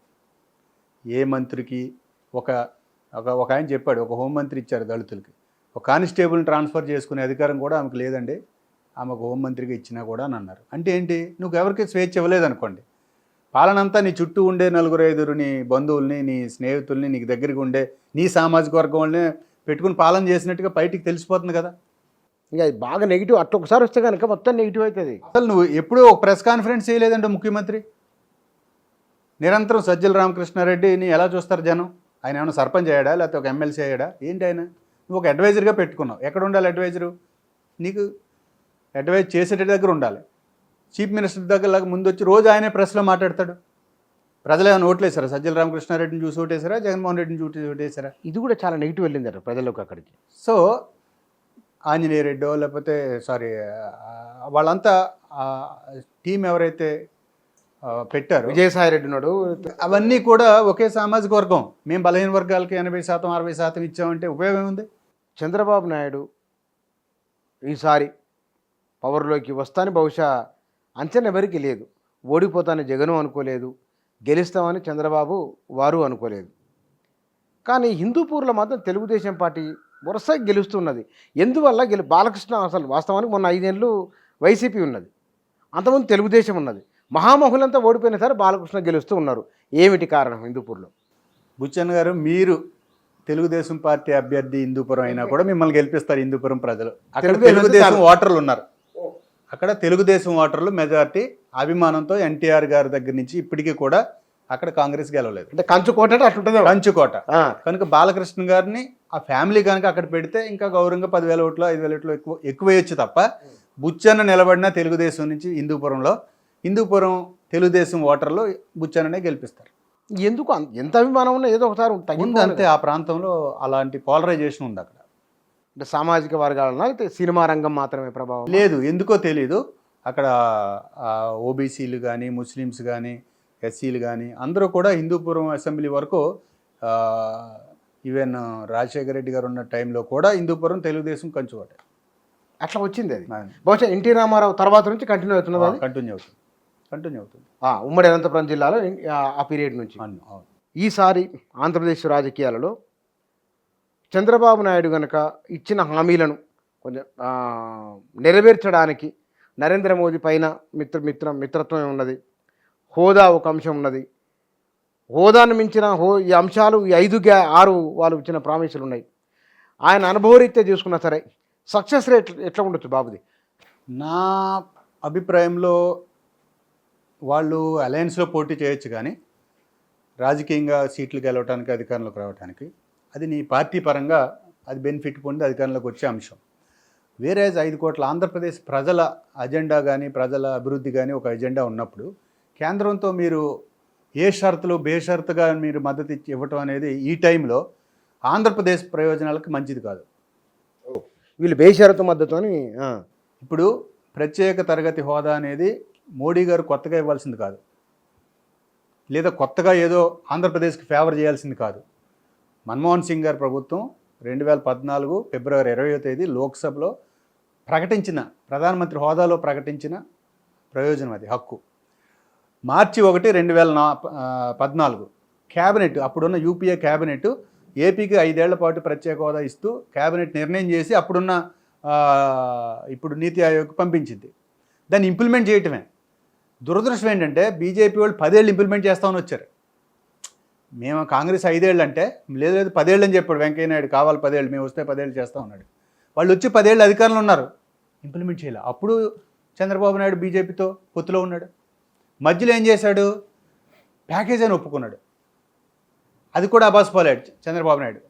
ప్యాకేజ్ ఒప్పుకున్న తర్వాత ఏమన్నాడు? ప్యాకేజ్ ఇంప్లిమెంట్ చేయలేదు, మోసం చేశారు, కనుక ప్రత్యేక హోదా కావాలని నెల చొక్కాలు వేసుకుని ధర్మ పోరాట దీక్షలు పెట్టి 2019లో ఢిల్లీ దాకా ఉద్యమం చేశాడు. సో ఇప్పుడు ఇన్ని పోరాటాలు, ఇంత చర్చ ఆంధ్రప్రదేశ్ ప్రజల్లో ఉన్నప్పుడు, అది మన హక్కు అయినప్పుడు, మీరు ఖచ్చితంగా ఆంధ్రప్రదేశ్కి ప్రత్యేక హోదా ఇవ్వండి మోడీ, మేము మద్దతు ఇస్తున్నాం కదా కేంద్రంలో, తెచ్చుకోవాల్సిన హక్కును సాధించుకోలేదనుకో రేపు ప్రజలు ఆలోచిస్తారు. పాయింట్ ఏంటంటే చంద్రబాబు నాయుడు గారికి తొలి రోజుల నుంచే మొదలయ్యే ఒక ప్రశ్న ఇది. చంద్రబాబు నాయుడు గారికి మీద ఆధారపడి ఇప్పుడు సెంట్రల్ గవర్నమెంట్ ఉంది. చంద్రబాబు నాయుడు గారు లేకపోతే, టీడీపీ లేకపోతే, జనసేన అక్కడ లేకపోతే బీజేపీ గవర్నమెంట్ లేదు.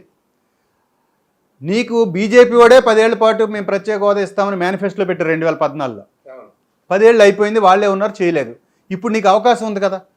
కనుక నీ పార్టీ కోసమో లేకపోతే నీ అధికారం కోసమో కాకుండా 5 కోట్ల ఆంధ్రప్రదేశ్ ప్రజల కోసం ఇది ఖచ్చితంగా అమలు చేసి తీరాల్సిందే అని నువ్వు కనుక షరతు పెట్టుంటే ఇవాళ నీ ఇమేజ్ ఇంకా పెరిగేది.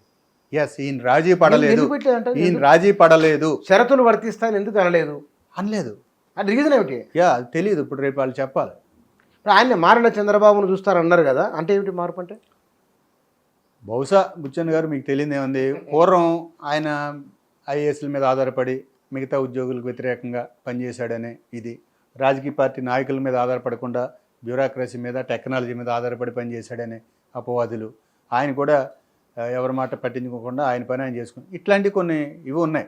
కార్పొరేట్లకు అనుకూలంగా ఉంటాడు, ఎప్పుడు చూసినా వ్యాపారం, కార్పొరేట్లు మద్దతు తప్ప పెద్దగా వేరే అంశాలు తక్కువ ఉంటాయి. ఇలాంటి విమర్శలు చాలా ఉన్నాయి. సో దాని నుంచి ఏమన్నా మార్పు మరిది తెలీదు చూడాలి. లేదు ఆ పెద్దవాడు అయ్యాడు, నాకు జీవిత చర్మాంకంలో ఇంత అద్భుతమైన ఘన విజయం ప్రజలు ఇచ్చారు, నేను ఏదైనా నా ఆంధ్రప్రదేశ్కి మంచి చేయాలి అందుకని మారుతాను అని ఏమని చెప్పి, అంటే మారుతానంటే ఆయన అంతకుముందు బాగాలేదనే కదా. ఇప్పుడు ఆయన చెప్తున్న అర్థంలో మనం తీసుకునేది ఏంటి, మీరు మారిన చంద్రబాబుని చూస్తారంటే బాగాలేదనే కదా. సో దాట్ ఈ మారిన చంద్రబాబు ప్రజా చంద్రబాబు అవ్వాలంటే, ఆయన ప్రజాపాలన అన్నాడు, ఆయన ప్రజాపాలన అవ్వాలంటే రాజకీయ నేను అనుకుంటున్నాను ఆంధ్రప్రదేశ్కి షరతులతో కూడిన మద్దతు కేంద్రానికి ఇచ్చి ఉంటేనే నీకు ప్రయోజనాలు నెరవేరి ఉండేవి. ప్రత్యేక హోదా, పోలవరం నిధులు కానీ, అమరావతి రాజధాని నిర్మాణానికి కానీ. ఇంకో విషయం అండి, చంద్రబాబు నాయుడు అయినా జగన్మోహన్ రెడ్డి అయినా మీరు 10 ఏళ్ళుగా మీరు వాళ్ళని గమనంలో పెట్టుకోండి. యూపీఏ ప్రభుత్వం కాంగ్రెస్ ఆంధ్రప్రదేశ్ పునర్వ్యవస్థీకరణ చట్టం ఏదైతే చేసిందో దాంట్లో పొందుపరిచిన అంశాలని అడిగారు 10 ఏళ్ళుగా వీళ్ళు, ఇంకా ఇంప్లిమెంట్ చేయలేదు బీజేపీ మోడీ. అందుకని నిన్న జయరాం రమేష్ గారు మోడీ గారు ఇవన్నీ అమలు చేయండి అని మళ్ళీ ఒక ట్వీట్ చేశాడు.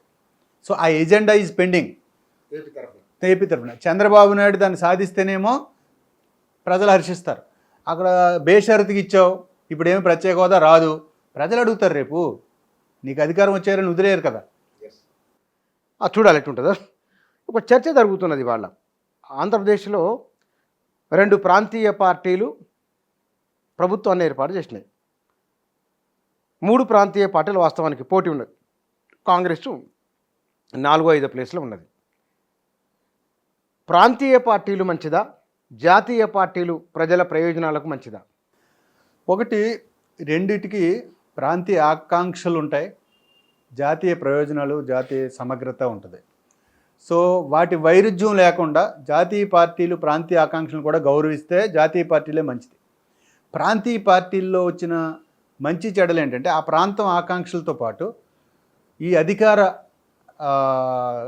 తమ గుప్పిట్లో పెట్టుకుని ఒక స్థానిక సామంతరాజుల్లాగా మారిపోయి రీజనల్ పార్టీలు వాళ్ళ కులం, వాళ్ళ బంధువులు, వాళ్ళ దోపిడీ, వాళ్ళ పెత్తనం, వాళ్ళ అహంకారం ఇది ఎమర్జ్ అవుతూ ఉంది ప్రాంతీయ పార్టీల్లో. సో ఆ పరిణామం నుంచి మనకి చూస్తే మళ్ళీ జాతీయ పార్టీలే రేపు ప్రాంతాల్లో కూడా వస్తే మంచిది.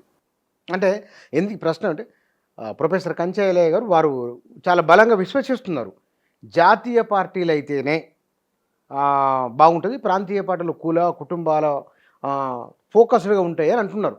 అంటే 2 అంశాలు ఉన్నాయి బుచ్చన్న. ఇది కొన్ని సందర్భాల్లో జాతీయ పార్టీలు ప్రాంతీయ ఆకాంక్షలు పట్టించుకోలేదు, అక్కడ ఉన్న యాస్పిరేషన్స్ని పట్టించుకోలేదు, అనివార్యంగా ప్రాంతీయ పార్టీలు పుట్టాయి. అదొక దశ. ఆ ప్రాంతీయ పార్టీలు ఇప్పుడు కులపర పార్టీలుగా, నియంతృత్వ పార్టీలుగా, దోపిడీ పార్టీలుగా, పెత్తం చేసే పార్టీలుగా, అహంకార పార్టీలుగా మారాయనుకోండి, మళ్ళీ ప్రజలు ఆలోచిస్తారు దాన్ని, అబ్బాయి వీటితో కన్నా జాతీయ పార్టీ ఉంటే కాస్త మంచిది, స్వేచ్ఛగా ఉండొచ్చు, సెల్ఫ్ రెస్పెక్ట్ ఉంటుంది, మన రాష్ట్రం ఇలా ఉండొచ్చు. కనుక ప్రాంతీయ ఆకాంక్షలు కలిగిన జాతీయ పార్టీలు ఉంటే మంచిది. ఇక్కడ ఒకానొక సందర్భం ఇది. 2 విషయాలు, తెలంగాణలో కూడా కాంగ్రెస్ గెలుస్తుందని అంచనా లేదు, బీఆర్ఎస్ ఓడిపోతుంది అనుకోలేదు, గౌరవప్రదమైన ఓటమి. ఆంధ్రప్రదేశ్లో జగన్కి ఇంత అధ్వానమైన సీట్లు వస్తాయని అనుకోలేదు, ఇంత మెజార్టీ వస్తుందని ఆ పార్టీ నాయకులే ఊహించలేదు. జాతీయ స్థాయిలో నరేంద్ర మోడీ అన్ని సీట్లు వచ్చినా గెలిచినామని ఆయన అనుకోవట్లేదు, 100 సీట్లు వచ్చిన కాంగ్రెస్ ఓడిపోయినామని అనుకుంటలేదు. ఏమిటి ఈ సినారియో? సో ఇది చాలా ఇంపార్టెంట్, దేశం అంతా చర్చను అడుగుతుంది. ఈవేళ కూడా చాలామంది మేధావులు అంతా మాట్లాడుతూ ఉన్నారు. సో ప్రజలు ఈసారి అయితే ప్రజాస్వామికమైన ఒక తీర్పులు ఇచ్చారు. ఒక నియంతృత్వానికి, సంపూర్ణ నియంతృత్వానికి అవకాశం ఇవ్వకుండా ఒక తీర్పు ఇచ్చారు. ప్రాంతీయ పార్టీలు పోరాడుతున్నారు కదా, మీకు బలం ఇస్తున్నాం, మీరు ఇంకా పోరాడండి అని ఒక తీర్పు ఇచ్చారు. సో కాంగ్రెస్ ఇప్పుడు తెలంగాణలో లేకపోతే ఆంధ్రాలో ఇప్పుడు వైసీపీ ఓడిపోవటం, వీటన్నిటికీ కూడా కేసీఆర్కి ఒక గుణపాఠం చెప్పడానికి ఇచ్చారు. నువ్వు అహంకారంగా, నీ కుటుంబ పెత్తనంగా నువ్వు ఇష్టం వచ్చినట్టు ఉన్నావు అనేది ఒక తీర్పు ఇచ్చారు. సేమ్ జగన్ కూడా ఇంతకుముందు చెప్పాను కదా, ఇచ్చారు. సో ఇవన్నీ కూడా ఆలోచిస్తే జాతీయ స్థాయిలో ప్రజలు బలమైన ఒక ప్రజాస్వామిక స్ఫూర్తితోటి ఈసారి ప్రతిస్పందించారు ఈ ఎన్నికల్లో. సో దాన్ని ఇంకా చెప్పాలంటే ఈవేళ పెద్ద ఆయన ఒక ఆర్టికల్ రాశాడు అంకసాల అశోక్ గారు. అంటే జాతీయ భావనలు, 2 జాతీయ భావనలు ఉన్నాయి. ఒకటి హిందుత్వ జాతీయ భావన, 2 భారతీయ జాతీయ భావన. భారతీయ జాతీయ భావన ఈసారి ప్రజలు ఆస్కారం ఇచ్చారనేది. సో కనుక ఈ ఎన్నికలు అనేవి మనం చాలా అంశాలను చూస్తే లోతుగా విశ్లేషణ చేస్తే ప్రజలు మళ్ళీ ఒక ప్రజాస్వామికమైన కాన్స్టిట్యూషన్ మనకి ఏదైతే డెమోక్రసీ ఉందో ఒక సెక్యులర్ పాలన, ఒక ప్రజాస్వామిక పాలన, దానికి ఎక్కువ మద్దతు ఇచ్చినట్టు మనకు అర్థమవుతుంది. ఆంధ్రప్రదేశ్ రాజకీయాలలో బహుశా రేపు రాబోయే రోజులు ఎట్లా ఉంటుందో తెలియదు. వైసీపీ ఏ స్థితిలో ఉంటుందో తెలియదు. కేవలం 11 మంది మాత్రమే ఉన్నారు.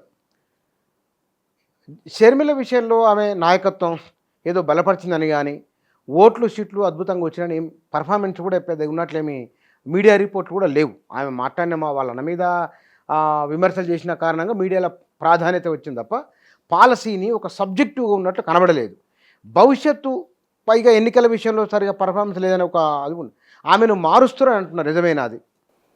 ఇప్పుడు జాతీయ కాంగ్రెస్ పార్టీకి ఒక జాతీయ నాయకత్వం ఉంటుంది. ఆ జాతీయ నాయకత్వాన్ని అనుసరించే వాళ్ళు ప్రతి ప్రాంతంలో ఉంటారు, పల్లెల్లో కూడా ఉంటారు. రాహుల్ గాంధీ ఫ్యాన్స్ ఇప్పుడు ప్రతి దేశంలో ఉండే ప్రతి పల్లెల్లోనూ ఉంటారు. కనుక ఆ బలం ఎప్పుడూ ఉంటుంది. అది రాహుల్ గాంధీ బలం, లేకపోతే ప్రియాంక గాంధీ గారి బలం, జాతీయ అధ్యక్షుడైన మల్లికార్జున గారి బలం ఉంటుంది. రాష్ట్ర శాఖలు కొన్ని పనిచేస్తుంటాయి. స్థానిక నాయకత్వాలు ఆ సందర్భాలను బట్టి జాతీయ నాయకత్వం ఒకరిని ముందు పెడుతుంది, ఇంకో సందర్భంలో ఇంకొకరిని ముందు పెడుతుంది.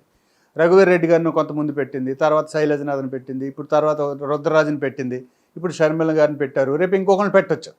కనుక స్థానిక నాయకత్వాలు పర్మనెంట్గా ఉండవు జాతీయ పార్టీలో. ఎందుకంటే రీజనల్ పార్టీ, సొంత పార్టీ, జగన్ పార్టీ అనుకోండి, అతనే అనివార్యం. చంద్రబాబు నాయుడు అతను లేదా అతని కొడుకు అనివార్యం. బట్ జాతీయ పార్టీకి ఉండాల్సిన ఆంధ్ర రాష్ట్ర శాఖలు మారుతూ ఉంటాయి. షర్మిల గారితో నాకు పెద్ద పరిచయం లేదు, ఎన్నికల ముందే ఆవిడ వచ్చారు, జస్ట్ 2 నెలల పరిచయం కదా ఆమె కంటే.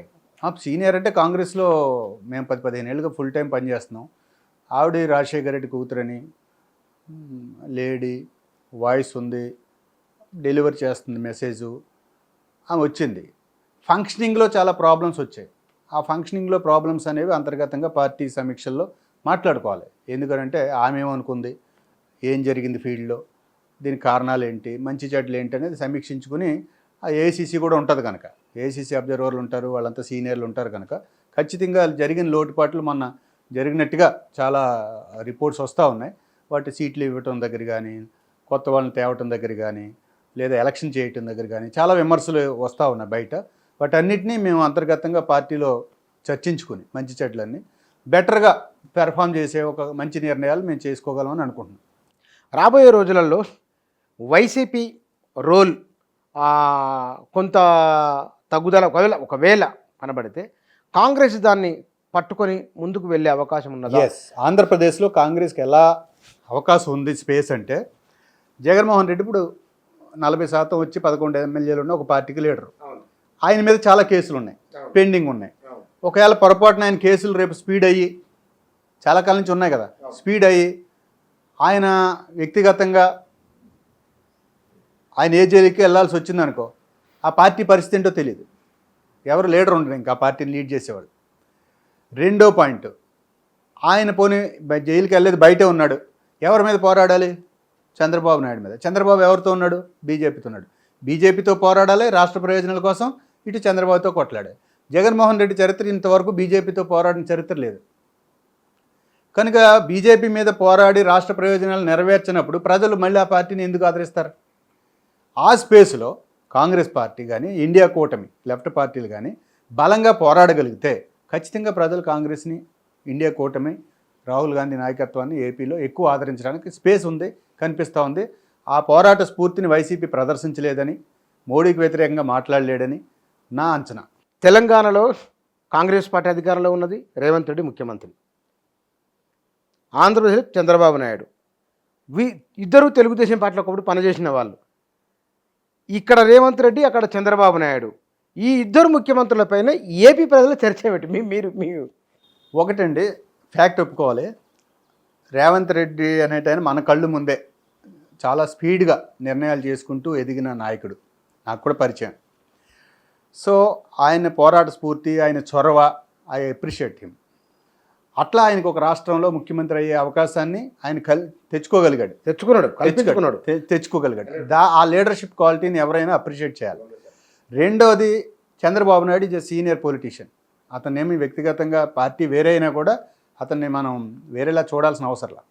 సో ఇప్పుడు మనం రాష్ట్రాలుగా విభజన విడిపోదాం, అన్నదమ్ములుగా కలిసి ఉందాం అనేది కదా మొదటి నుంచి. ఇప్పుడు అదే ఉండొచ్చు, తప్పేముంది? ఎవరన్నా ఎవరి తమ్ముడు పక్కన పెడితే ప్రాంతాలకు విడిపోయినా ప్రజలు కలిసి ఉండవచ్చు కదా. తెలుగు ప్రజలందరూ కలిసి ఉండొచ్చు, కలిసి ఉండాలి కూడా. ఆ సఖ్యత, ఆ వాతావరణం ఉంటే ఇంకా బెటర్గా ఉంటాయి స్టేట్స్. ఉదాహరణకి జగన్మోహన్ రెడ్డి గారు గవర్నమెంట్ ఉండగా కేసీఆర్ ఇక్కడ వాళ్ళిద్దరు కలిసే ఉన్నారు. కలిసి ఉండగా అన్ని రాష్ట్ర విభజన తర్వాత ఏవైతే ఆస్తులు పంపకాలు ఇవన్నీ అన్నీ పెండింగే, అన్నీ సుప్రీంకోర్టు దాకా వెళ్ళాల్సిన పరిస్థితి తీసుకొచ్చారు. మళ్ళీ ఇద్దరు కలిసే ఉండేవాళ్ళు. కనుక ఆ సఖ్యత రాష్ట్ర ముఖ్యమంత్రుల దగ్గర ఉంటే రాష్ట్రంలో ఉండే ప్రజలు పీస్ఫుల్గా ఉంటారు. సో అది ఇప్పుడైనా నెరవేరితే బాగుంటుంది అనేది నేను ఆశిస్తున్నాను. నెరవేరే అవకాశం ఉందా? నెరవేరుతుంది. ఇట్స్ పెద్ద ఏమీ అసాధ్యమైన విషయాలు కాదు, అసాధ్యం. బట్ తెలంగాణ ఆంధ్రప్రదేశ్కి ఇంకా సంఘీభావంగా నిలబడాల్సిన పరిస్థితిలో ఆంధ్రప్రదేశ్ ఉందని నాకు అనిపిస్తుంది. అవునా? ఎందుకంటే ఇక్కడ రాష్ట్ర డిమాండ్ నెరవేరింది. ఓకే, సో హైదరాబాద్ లాంటి మహానగరం ఇక్కడ ఉంది, ఆర్థిక వనరులు ఉంది. కనుక ఒక రకంగా కంపారిటివ్ ఆంధ్ర ఇది ఒక సేఫ్ జోన్లో ఉంది. ఆంధ్రాలో మాకు ఇంకా రాజధాని పెద్ద నిర్మాణం జరగలేదు, పోలవరం లాంటి ప్రాజెక్టులు ఇంకా డెవలప్మెంట్ ఇంకా ఆదాయం ఇంకా రాలేదు. సో అలాంటప్పుడు పక్క రాష్ట్రంగా సపోర్టు ఇచ్చుకుంటూ పరస్పరం సహకరించుకుంటూ ఉంటే మంచిది. అలాగనేమి అప్పులేమి ఇవ్వరు, కానీ అది వేరే విషయం. ఇస్తే అప్పిస్తారు కానీ ఊరికినేమి దానం చేయరు కదా. కానీ భవిష్యత్తులో జాతీయ స్థాయిలో బీజేపీ కాంగ్రెస్ జాతీయ పార్టీలుగా ఎవరి ఫ్యూచర్ ఎట్లా ఉండవచ్చు అని మీ అంచనా? బీజేపీ ఏదైతే ఆర్ఎస్ఎస్ ఎజెండా, హిందుత్వ ఎజెండా ఉందో అది భారతదేశానికి తీవ్రమైన నష్టదాయకమైన ఎజెండా. అది హిందువులకు కూడా తీవ్రమైన నష్టదాయకమైన ఎజెండా. హిందువుల్ని భావోద్వేగాలు రెచ్చగొట్టి హిందువులకి నష్టపరిచే ఎజెండాని బీజేపీ తీసుకుంది. అది ఇప్పుడు తెలియట్లేదు హిందువులు ఎవరికి. ఏదో ముస్లింలకు వ్యతిరేకంగానో, క్రైస్తవులకు వ్యతిరేకంగానో, పాకిస్తాన్కి వ్యతిరేకంగానో, సిక్కులకు వ్యతిరేకంగానో ఇదే అనుకుంటున్నారు హిందువులు అనే పేరుతో. బట్ హిందువుల్లో ఉండేటువంటి మెజారిటీ శూద్రులు, బలహీన వర్గాలు, దళితులు, ఒకవేళ హిందూ వ్యవస్థకు బయట ఉన్నా కూడా గిరిజనుల సమస్యలు, ఈ అన్ని అంశాలని ఆర్ఎస్ఎస్ భావజాలం అడ్రస్ చేయట్లేదు. కనుక మెజారిటీ ప్రజల హిందువుల ఎజెండాని అడ్రస్ చేసేది కాంగ్రెసే.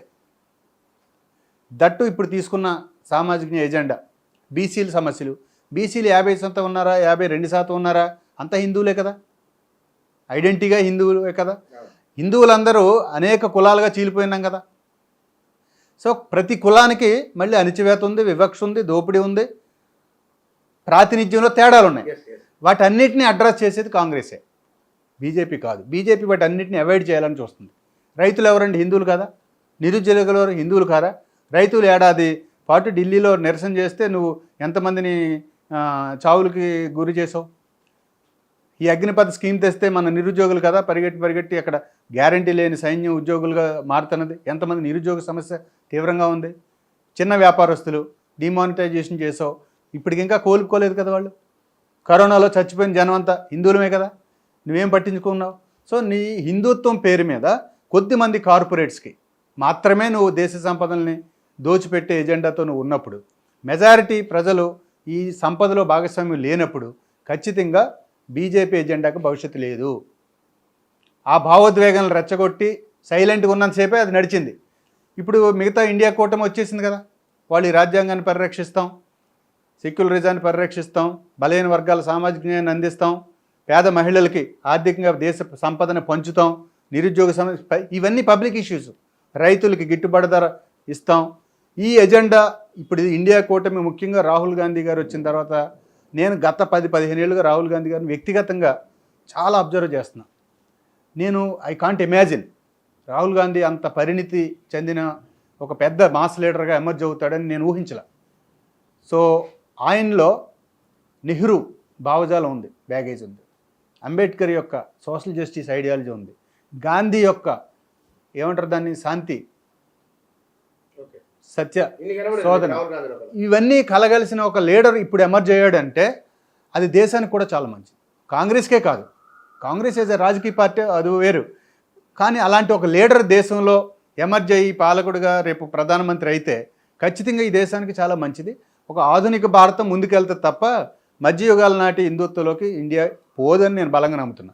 ఇప్పుడున్న యంగ్స్టర్స్ ఉన్నారు, మొదటి సోషల్ మీడియా వాడే 2 జనరేషన్లంతా యాంటీ కాంగ్రెస్ న్యూసే విన్నారు. వాళ్ళు కాంగ్రెస్ 70 ఏళ్ళకి ఏం చేసిందో వాళ్ళకి తెలియదు. ఇప్పుడిప్పుడే వాళ్ళకి కూడా తెలుస్తుంది. కనుక ఈ ఓటర్ ప్యాటర్న్లో కూడా చేంజ్ వచ్చింది. ఇప్పుడు యంగ్స్టర్స్ కూడా కమ్యూనికేషన్ వెళ్తుంది ఇప్పుడు.